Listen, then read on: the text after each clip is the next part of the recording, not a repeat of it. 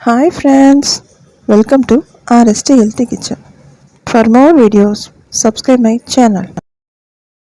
Hi friends, இன்னைக்கு பார்க்க போகிற ரெசிபி என்னென்னா முருங்கைக்காய் பொரிக்குழம்பு. இது செட்டிநாடு ஸ்பெஷல். ஸ்கிப் பண்ணாமல் பாருங்கள், அப்போ தான் உங்களுக்கு புரியும். என் சேனலை ஃபஸ்ட் டைம் பார்க்குறீங்கன்னா என் சேனலுக்கு சப்ஸ்கிரைப் பண்ணிக்கோங்க. பக்கத்தில் இருக்க பெல் ஐக்கனை கிளிக் பண்ணுங்கள், அப்போ தான் நான் போகிற வீடியோஸ் உங்களுக்கு நோட்டிஃபிகேஷன் வரும். வாங்க இப்போது வீடியோக்குள்ளே போகலாம்.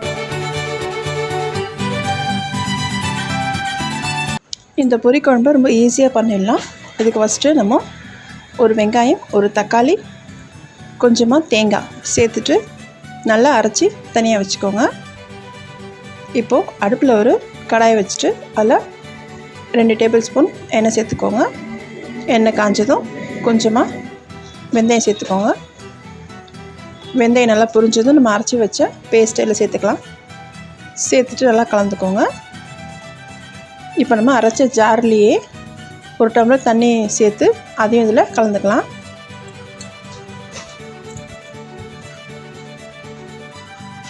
நல்லா கலந்து விட்டுக்கோங்க. இப்போ இதில் ஒரு 1.25 ஸ்பூன் மிளகாய்த்தூள், 1/4 ஸ்பூன் மஞ்சள்தூள், 1 டேபிள் ஸ்பூன் தனியாத்தூள் சேர்த்துட்டு கலந்துக்கோங்க. இப்போ இது கொஞ்சம் திக்காக இருக்கிற மாதிரி இருந்துச்சுன்னா நம்ம இன்னொரு 1 டம்ளர் தண்ணி சேர்த்துக்கலாம்.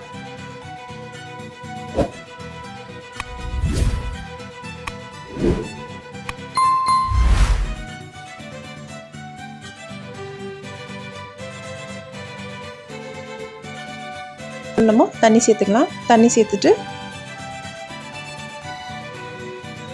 நல்லா கொதிக்கட்டும்.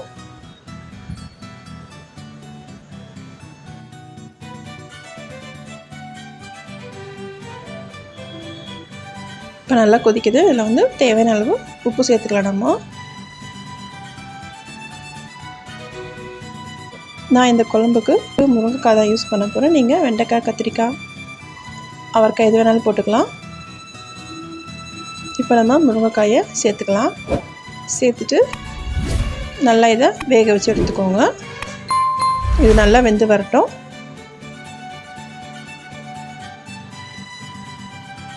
இப்போது முருங்கைக்காயெலாம் நல்லா வெந்துடுச்சு. ஏன்னா எப்போவுமே காய் போட்டு வெந்த அப்புறம் நீங்கள் புளியை சேர்த்துக்கோங்க. இப்போ நம்ம கொஞ்சமாக புளி சேர்த்துக்கலாம். நான் புளி வந்து கொஞ்சமாக தான் எடுத்திருக்கேன். கொஞ்சமாக கரைச்சி நம்ம இதில் சேர்த்துக்கலாம். ஏன்னா இதுக்கு புளி அதிகமாக இருக்க வேண்டாம், நல்லா கொஞ்சமாக சேர்த்துக்கலாம். சேர்த்துட்டு நல்லா கொதிக்க விடுங்க. புளியோட பச்சை வாசனைலாம் போட்டோம்.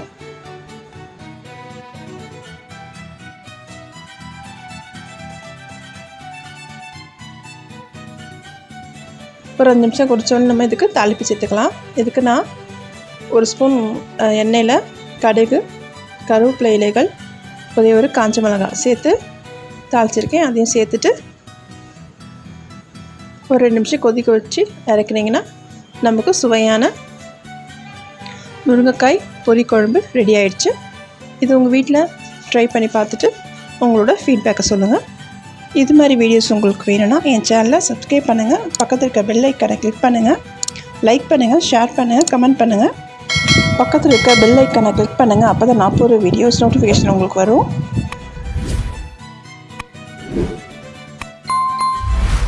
தேங்க்ஸ் ஃபார் வாட்சிங்.